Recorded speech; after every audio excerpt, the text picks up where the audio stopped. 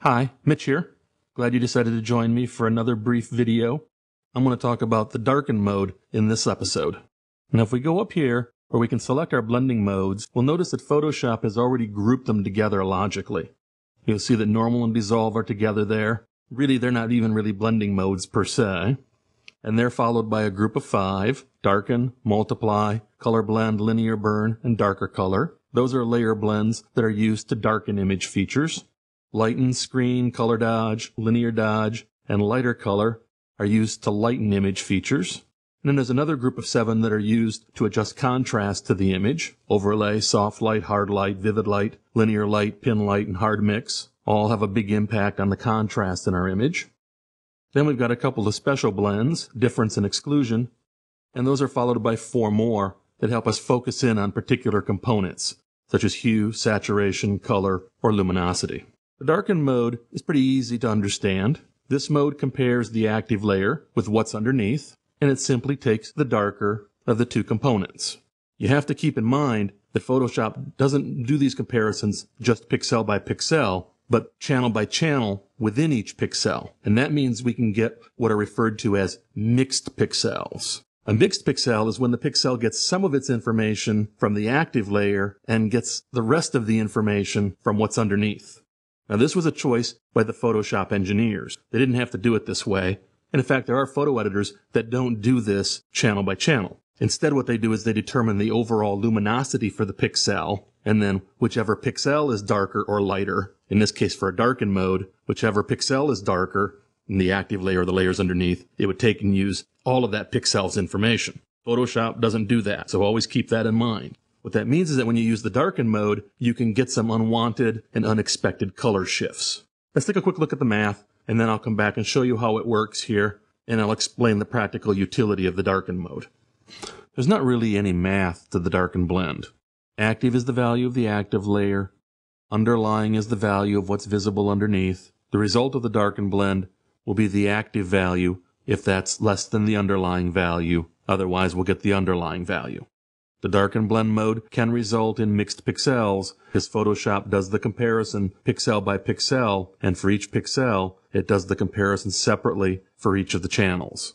So I've got an example here. The active value is 128, 128, 128, mid-tone gray pixel. The underlying value is 132, 124, 132. The blended result then would be 128 because the active is less than the underlying, 124 because the underlying is less than the active, and 128. Again, it takes the smaller of the 2 values, and that would be the active value in this case. Now that you've seen the math and you understand how the darken mode works, let's take a look at it in action. We have our test target here. The current blending mode is normal with a 50% opacity. Let's just go up and let's change the blending mode to darken. See, we get a very different effect here. And where the pixel information is darker in the active layer, that's what will be visible. Otherwise, the information that's underneath the current layer will be used. The darken blending mode is symmetrical. That means it doesn't matter which layer we apply the blending mode to. As long as we apply darken mode to either layer, we'll get the same effect. I'll go ahead and demonstrate that here quickly. Turn this back on. Now if I drag the test target underneath here, the mode here is still normal. But as long as I change the mode to darken, and I set the opacity down to 50%, we're going to get the same effect regardless of which layer is on top. So what's the practical use of the darken mode? Well, one use of the darken mode is to be able to do like I did here on the left-hand side of the image, and that is apply a gradient to be able to darken part of the image. In fact, there's a dodging and burning technique that involves using a pair of layers, one set to darken, one set to lighten, and then you can go ahead and apply a curves adjustment to them or a levels adjustment to them, add a layer mask, and brush in the effect. That gives you a lot of flexibility as you try to lighten some features in the image and darken others. The TLR sharpening tools also use darken and lighten layer blends. Show this to you quickly. Go over here, run one of the capture sharpening routines. Now you'll notice that the sharpening actions in Photoshop CS4 and also in CS3 use Smart Filter. It's not so obvious, but the layer on top here is using a lighten blend. The layer underneath is using a darken blend.